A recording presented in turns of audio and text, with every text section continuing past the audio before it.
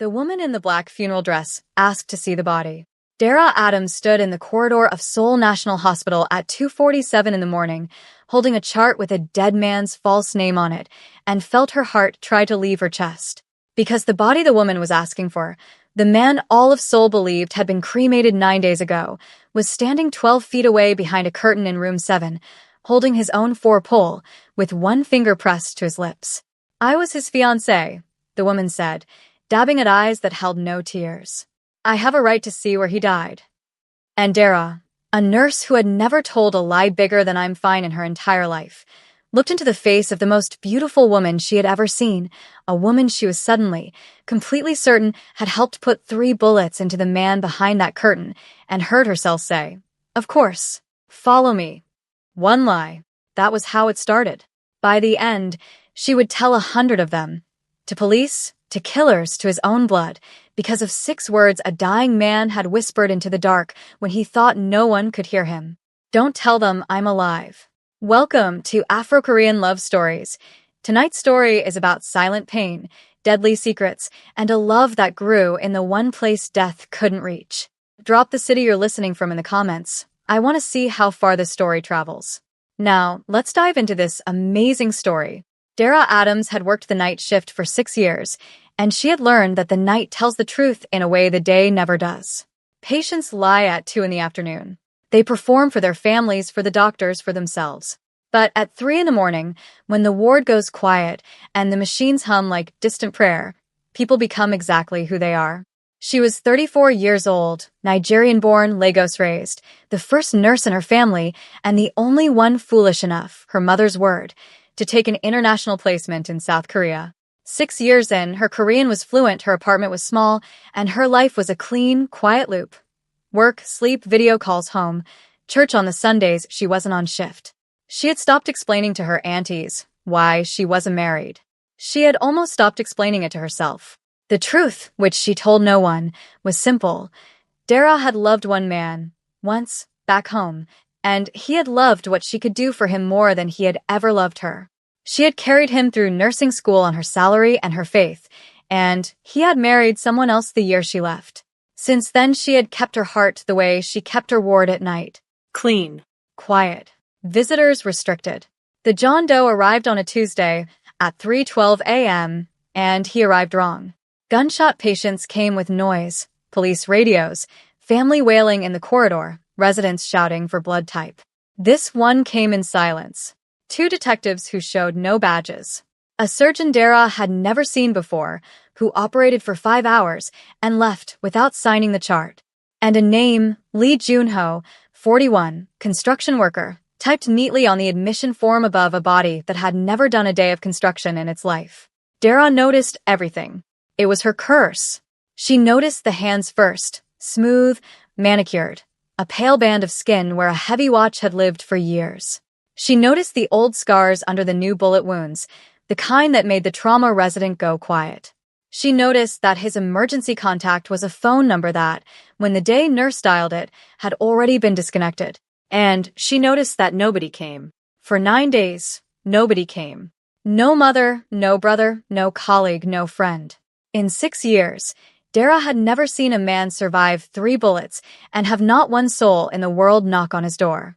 Either no one loved him, or everyone who loved him believed he was already dead. She told herself it wasn't her business. She told herself that for 4 nights straight, while she changed his dressings and watched his blood pressure fight its way back from the edge, while the ventilator breathed for him and his face, even gray, even hollow, stayed stubbornly, unfairly beautiful.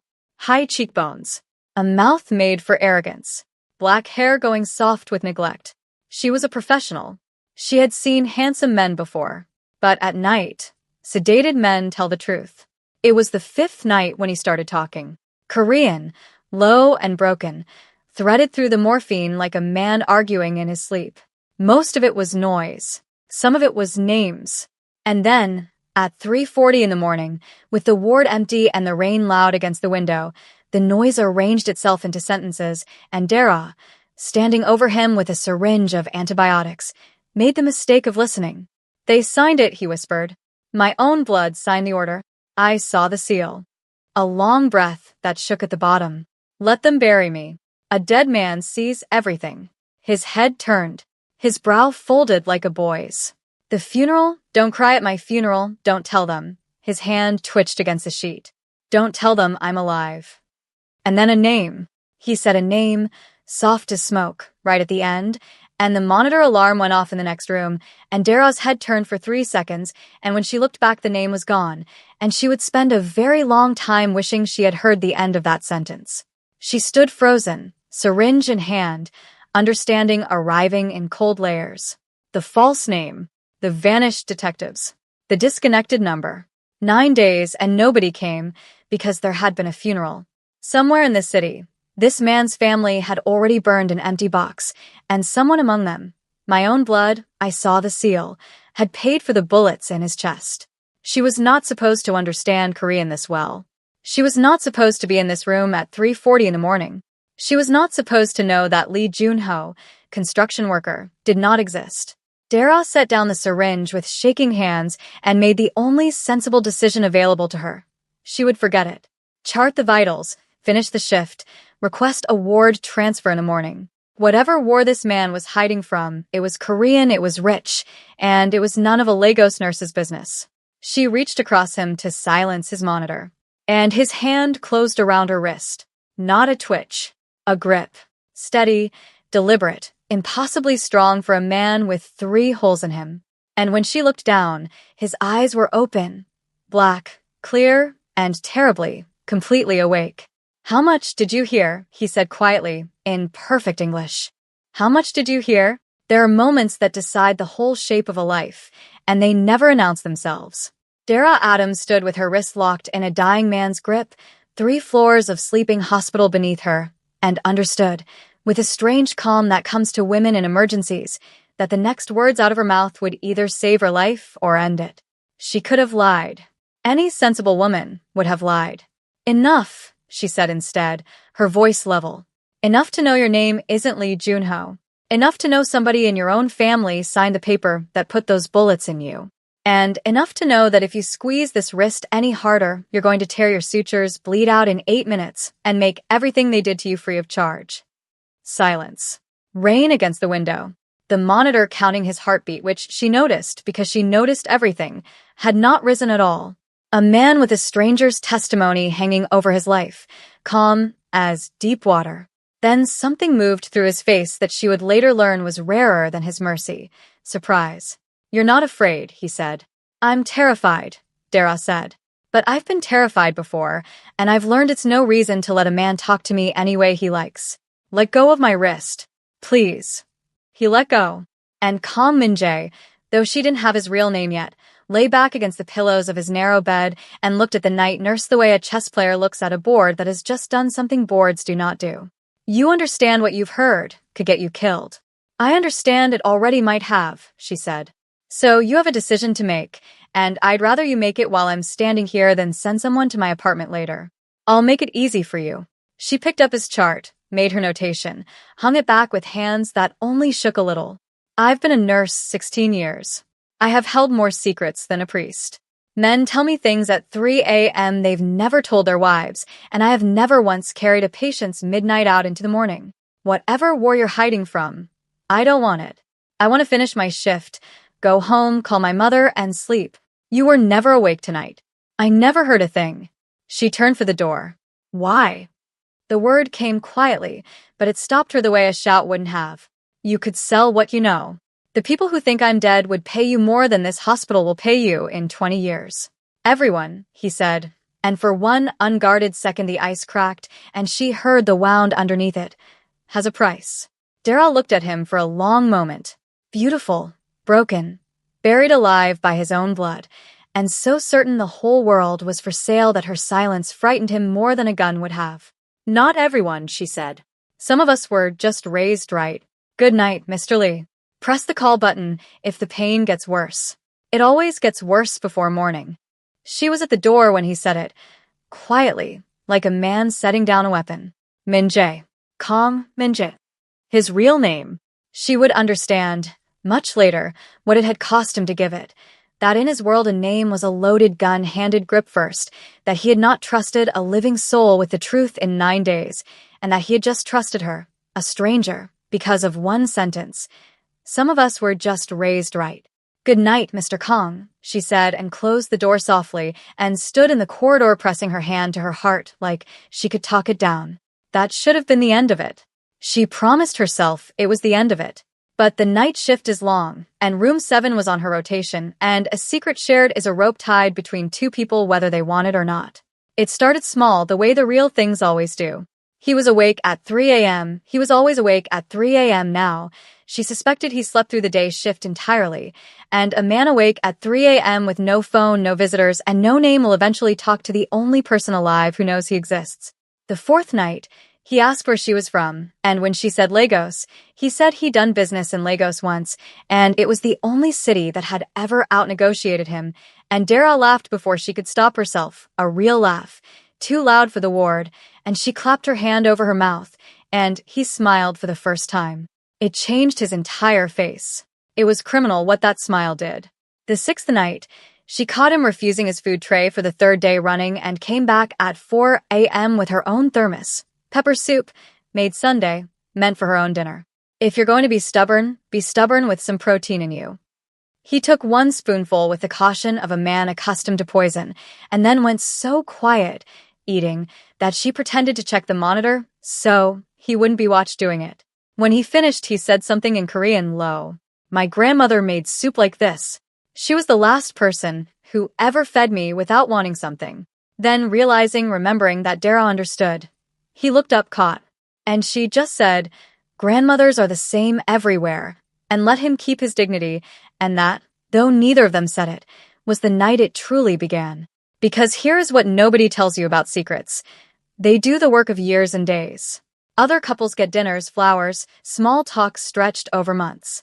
Dara and Min Jae got 3 a.m., the hour when patients tell the truth, every night, in a room the whole world thought was empty. He learned her mother's name and her Sunday routine and the story of the man in Lagos she'd put through school, and his verdict was 7 words. He was a fool, and you were never the foolish one, delivered so flatly, so certainly, that she went home and cried about a thing she thought she'd finished crying about years ago. She learned he'd been raised by that grandmother, that he ran his family's shipping company, the quotation marks lived in his voice, and that he had known the bullets were coming. "I just didn't know," he said, looking at the rain, "that the order would come from inside my own house." "You said a name that night," Dara said quietly. "Sedated. Right at the end." "I didn't hear it." Min Jae was silent for a long time. "Pray you never do," he said. And 2 floors down, at the deserted reception desk, a man in a gray coat was showing the clerk a photograph and asking, politely, in the softest voice, whether any unidentified gunshot patients had been admitted on the 2nd Tuesday of the month. The man in the gray coat was patient, and patience is the most dangerous thing a hunter can carry. Dara saw him before he saw her. She was coming off her break, and 16 years of night shifts had given her a radar for people who did not belong on a ward. He stood at the 2nd-floor station, soft-voiced, apologetic, holding a photograph out to Nurse Beck like a man asking directions. And even from 20 feet away, Dara knew 2 things with total certainty. The face in that photograph belonged to the man in room 7, and if she walked past without stopping, Nurse Beck, sweet, chatty, 3 months into the job, was going to say, "Oh, that looks like the Tuesday John Doe." Dara did not decide to do what she did next. Her feet decided. "Can I help you?" she said, stepping neatly between the photograph and Beck's open mouth. "I run nights on this floor." "Ah." The man smiled. His eyes did not. "I'm looking for my cousin. He went missing 2 weeks ago. The family is desperate. We heard an unidentified man was brought here. A Tuesday, perhaps?" "We did have a John Doe that Tuesday," Dara said, and felt the cliff under her toes, and kept walking off the edge. "Motorcycle courier. Head trauma." He passed on the table. The coroner's office in Jongnyo handles unclaimed remains after 10 days. "You'd want to hurry. They're efficient." She held his gaze, bored, tired. A nurse at 4 a.m. with swollen feet. "I'm sorry. I hope your cousin turns up somewhere kinder." The man studied her for exactly 3 seconds, the longest 3 seconds of her life, then bowed, thanked her, and left. She watched the elevator swallow him, walked calmly to the staff bathroom, and shook until her teeth chattered. When she told Min-jae, she expected. She didn't know what she expected. Strategy. Coldness. The chess player. What she got instead frightened her more than the man in the coat had. Kong Min-jae, who had taken 3 bullets without raising his heart rate, went white, and the monitor beside him finally, for the first time, began to climb. "You lied to Choi Sang-gil's man," he said quietly, to his face, with no warning, and he believed you. He closed his eyes. "You have to stop coming to this room. I'm your nurse. Request a transfer." His voice was flat, final, the voice she imagined boardrooms and worse rooms had learned to fear. "I've buried everyone who was ever loyal to me, Dara. Everyone. My driver of 11 years. My grandmother's cook. They put them in the ground just for being near me, and I lay in a warehouse with 3 bullets in me and couldn't even attend the funerals because I was already supposed to be in one." He looked at her then, and the ice was gone, and what was underneath it was so raw she had to hold the bed rail. "Not you. I am not adding your name to that list. Walk away from this room and forget my face."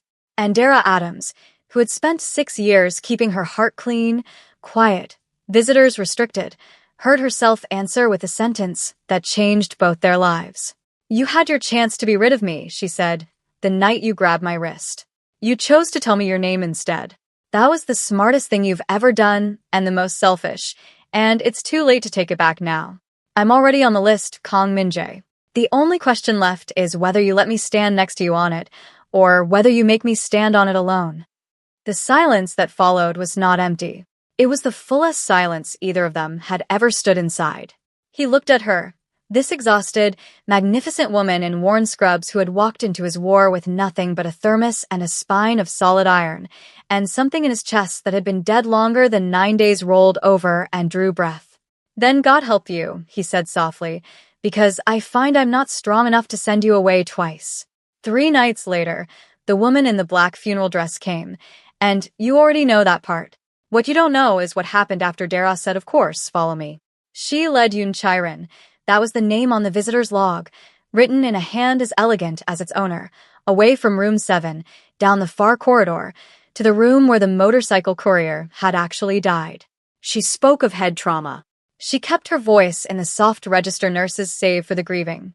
And Chiren dabbed her dry eyes and looked around the empty room and asked her questions. Was he in pain? Did he wake? Did he say anything at the end? And Dara answered them, and it was in the middle of the 4th answer that Chiren made her mistake. 3 bullets, she whispered, pressing the handkerchief to her lips. They told us he wouldn't have felt anything after the 1st. Dara kept her face perfectly, professionally still, 16 years of practice holding the line, while her whole body went cold. Head trauma, she had said. Motorcycle courier, she had said. Nobody had said bullets. The word had walked into that room inside Yoon Chiren's own mouth, and there was only one place it could have come from. The beautiful fiancé wasn't checking where her beloved died. She was confirming the kill. Yes, Dara said gently. That's what they say, and walked the woman to the elevator and bowed and smiled and memorized everything. The scar of pale skin on the ring finger, wrong hand for a mourning bride, the phone that buzzed twice and was silenced twice, the perfume, too bright for grief. And as the doors closed, Chiren looked up, and for 1/2 second the mask slipped, and the eyes that met Dara's were not sad at all. They were doing arithmetic. Let's pause right here, because I need you to sit with what this woman is carrying now. Dara has lied to a hunter, refused to save herself, and just looked into the eyes of the woman who may have signed her man into a grave, and she cannot tell anyone. Not the police. Not her mother on Sunday calls. The only person on earth she can tell is the dead man upstairs, and telling him means breaking his heart with his own fiancé's name. So be honest with me. Would you tell him straight, or protect him from it a little longer? Could you have kept your face still in that elevator? And that thing Chiren said, 3 bullets. Did you catch it before Dara did? Drop your answers in the comments, because this comment section is where we reason together. And if this story has its hands around your heart right now, do me one favor. Hit that like button, subscribe, and ring the bell, because you are exactly the family this channel was built for. And what happens when Min-jae hears that name? You do not want to miss. She told him everything except how much it was going to hurt. The pale ring of skin on the wrong finger. The perfume with no grief in it. The phone silenced twice.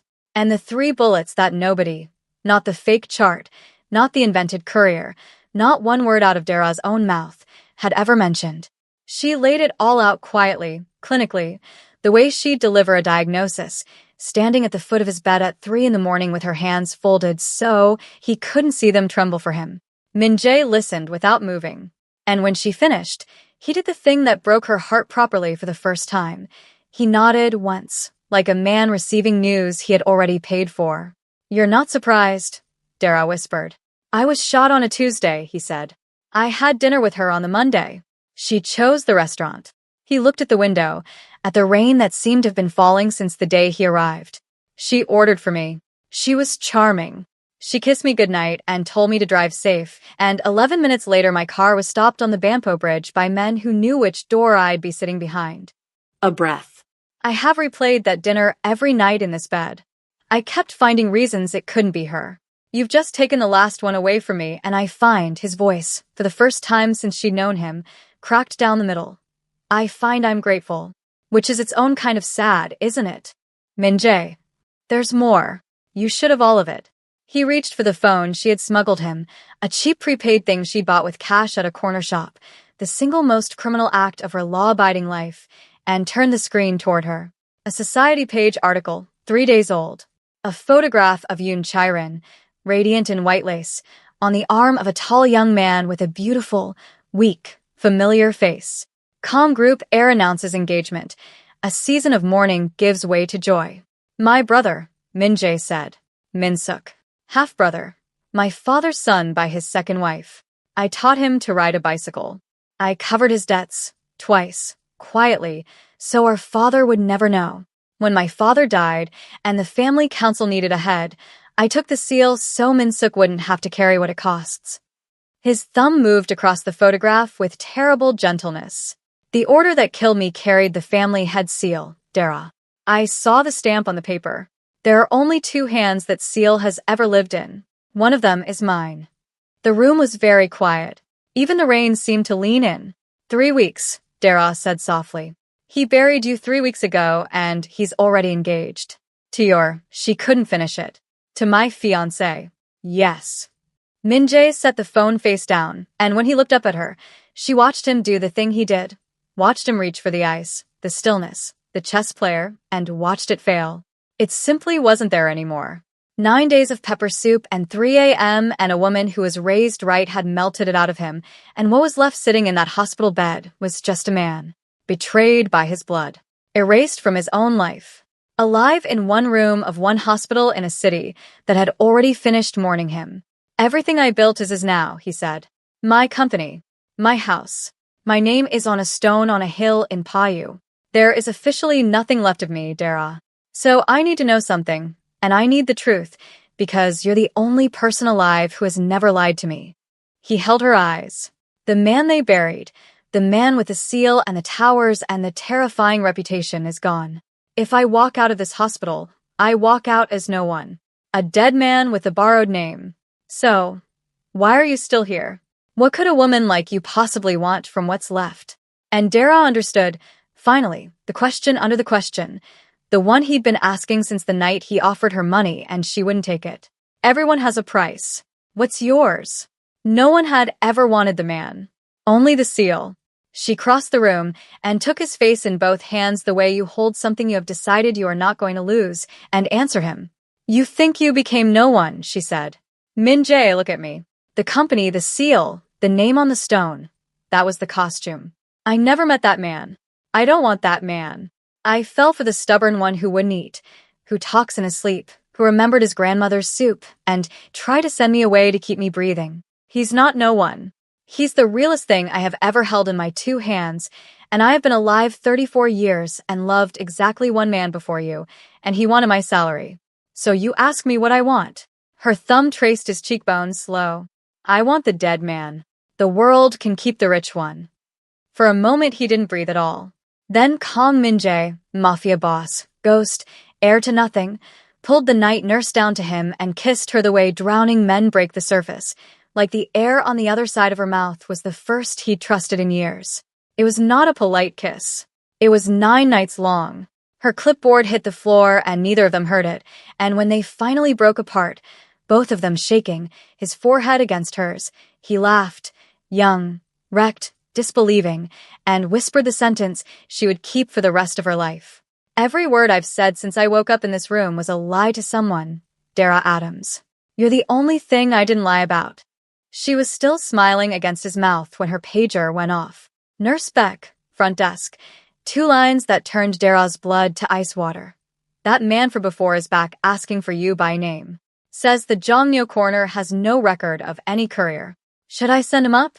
Min Jae felt her stiffen and read the screen, and she watched the man she loved and the ghost he'd been folded together into something new, something with her name inside its reason for living.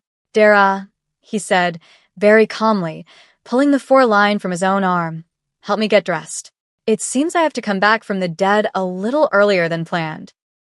The man in the gray coat stepped out of the elevator with his soft apology already loaded, and walked into a dead man standing in the middle of the corridor, dressed, calm, hospital band still on his wrist like a piece of jewelry he hadn't decided to remove. To his credit, the hunter didn't run. Men in his trade see everything twice before 40.